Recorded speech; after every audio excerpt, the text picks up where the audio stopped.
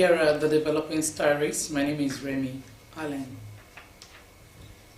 As the Ondo State governorship election approaches, residents of Akoko Southwest local government area have pledged strong support for the All Progressives Congress APC candidate Lucky Ayedatiwa during a campaign visit. Indigents, including traditional rulers, praised the current administration's governance efforts, expressing appreciation for the positive changes implemented across various sectors.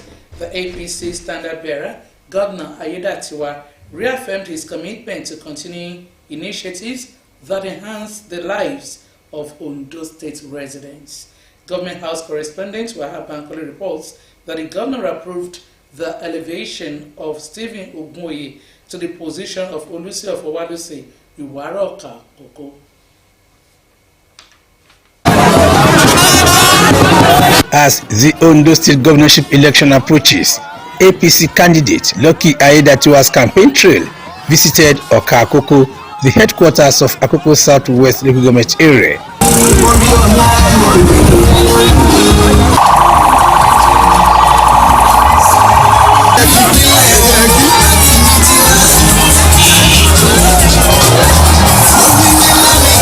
The campaign's first stop was the Olubakas Palace, where traditional rulers and community leaders gathered to receive Governor Ayedatiwa and his entourage. Oba Adebori Adeleye praised the APC government's project and policies, expressing support from traditional institutions for Ayedatiwa's candidacy.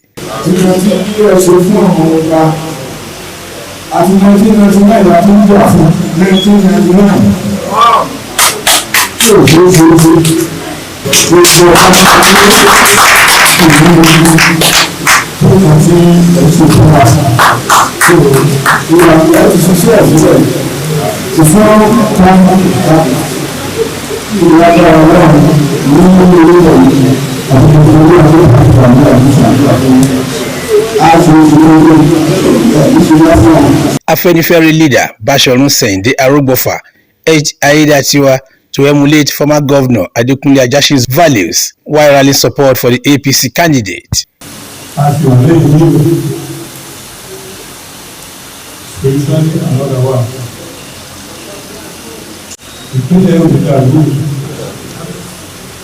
Governor Ayedatiwa expressed gratitude for the community's support and approved the upgrading of Oba Stephen Ogmoye to Olusi of Owalusi Iwaroka Koko, reinforcing his commitment to traditional institutions.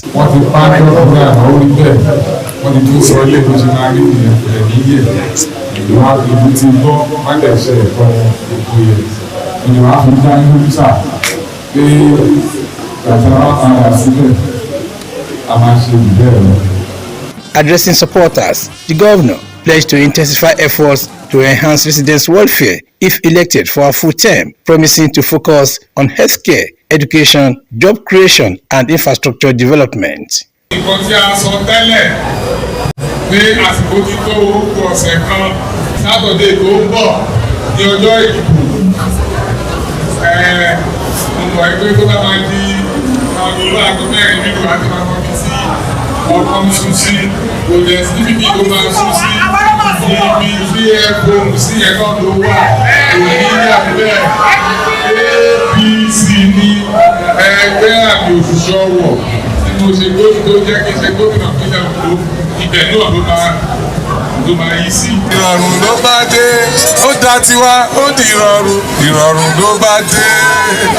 From Okakoko, Wahab Bankole, Osrc News.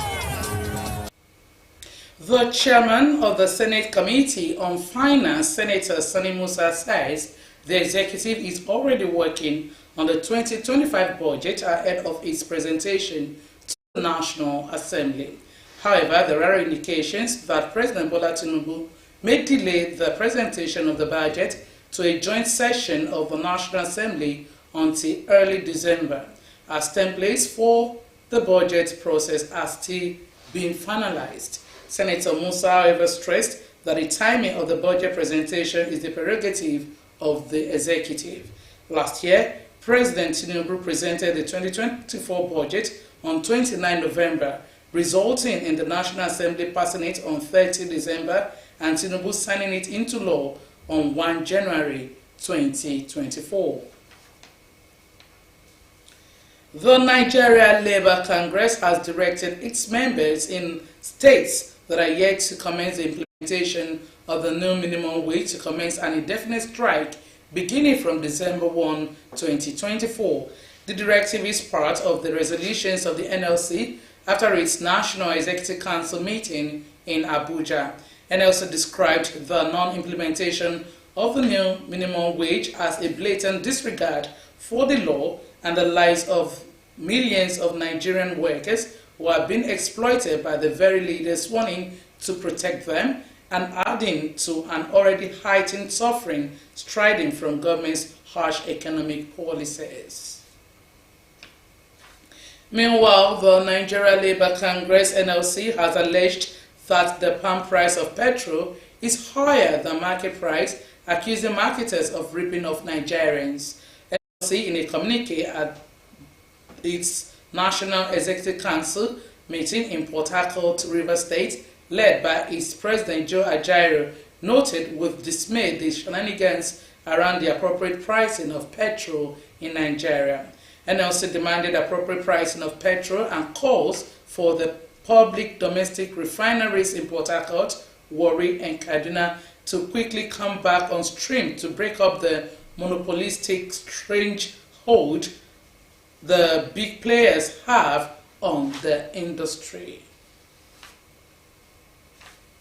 The COP29 climate talks opened today in Azerbaijan after the long shadow cast by the re-election of Donald Trump, who has pledged to roll back on the United States carbon-cutting commitments. Countries come to Baku for the May United Nations Forum for Climate Diplomacy after new warnings that 2024 is on track to break temperature records, adding urgency to a fractious debate over climate funding.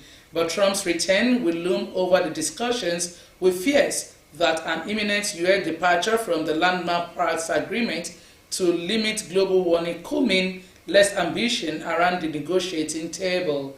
Outgoing President Joe Biden is staying away, as are many leaders who have traditionally appeared early in COP talks to lend weight to the proceedings. Just a handful of leaders from the group of 20 whose countries account for nearly 80% of global emissions are attending.